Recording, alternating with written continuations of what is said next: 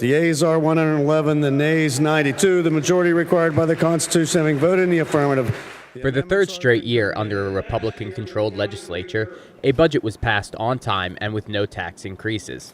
House Bill 1437 is a $28.4 billion spending plan that gives more money to education and human services, yet keeps its increase over last year below the level of inflation. After the final vote, House Republicans felt this was a plan that meets taxpayers' expectations of state government. We couldn't be more pleased to get this done. Third budget done in time, no tax increases, prioritizing spending in the Commonwealth. We're funding what we as a state government should be funding. We are not increasing taxes. That's very important. And we're living within our means.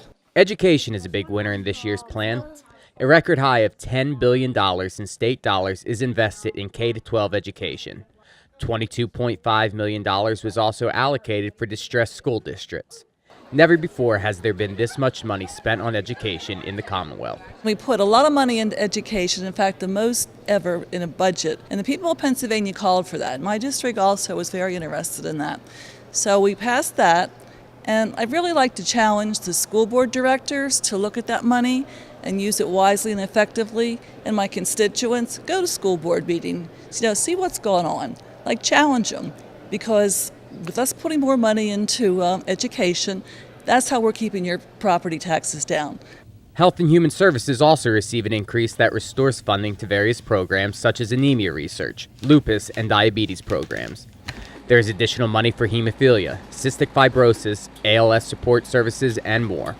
And nearly $50 million additional dollars will go towards further reducing the waiting lists for those with both physical and intellectual disabilities. One of the issues that we have within our communities, and especially in Cumberland County, is the need with those with intellectual disabilities. The dollars we were able to put forward also dealt with the waiting list that we always have to face as a local community with those that we want to help the most. House Republicans also reinforced public safety as a top budget priority, funding an additional 290 state troopers.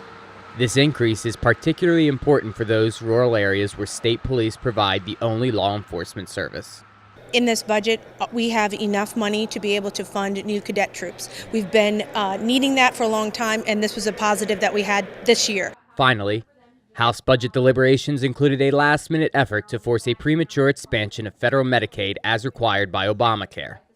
House Republicans successfully fought back, allowing the administration to continue its negotiations with Washington, D.C.